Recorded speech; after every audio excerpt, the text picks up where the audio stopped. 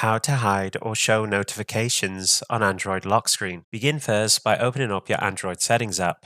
My settings app is on my home screen and I'm just going to tap on it to open it. Once open, locate notifications and tap on it. In notifications, underneath the subheading privacy, tap on notifications on lock screen. At the top, you should see a toggle for show on lock screen. This means if you toggle this on, notifications will show on the lock screen. This is currently toggled on. If I wanted to toggle it off, I'd simply tap on the toggle again. This will then hide all the lock screen notification settings. If I want to show notifications on the lock screen, I simply tap on the toggle once again. For showing notifications on the lock screen, you have a couple of things you can customize. The first one is how your notifications are displayed on the lock screen. By default, it's currently on compact. You can, however, tap on full list. You can see a little diagram here of what exactly full list means and what exactly compact means. I'm going to leave it on compact as I'm used to that. Underneath that, you can see what to show on lock screen. I'm just going to scroll down a bit so that we can see everything more clearly. You have 3 notification settings for displaying notifications on your lock screen. The first one is show viewed notification icons.